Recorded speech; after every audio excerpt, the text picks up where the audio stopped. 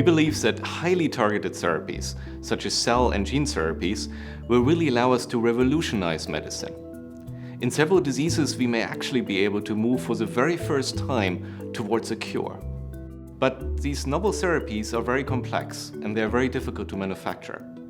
That's why we at Bayer want to transform our Berkeley site to build new capabilities while also leveraging all we learned here from manufacturing innovative medicines for hemophilia for patients worldwide. This is truly an exciting time in medical innovation. Our ability to characterize a condition or a disease and a patient, that intersection of information allows the development of therapies that can truly help people. And we could have one of the few sites on the planet that can develop the process, clinically manufacture, and launch specialty medicines. I can't imagine anything better. I feel like here at Bayer, it's like a big family.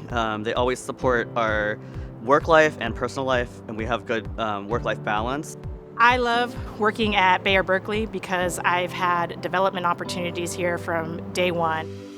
In addition to their own in-house expertise, Bayer has created many channels for what it calls collaborating for a cure, developing a wide range of strategic partnerships in the Bay Area and beyond.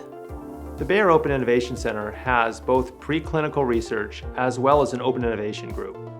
The Open Innovation Group's mandate is to identify and develop relationships with emerging innovators in both academia as well as the biotech sector.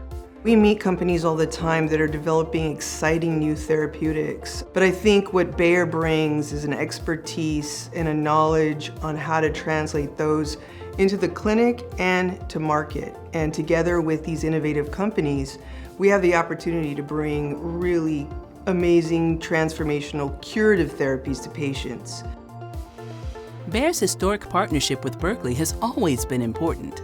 Now the company wants to continue this collaboration, bringing more jobs, deeper community engagement, and life-changing innovation for people with serious diseases.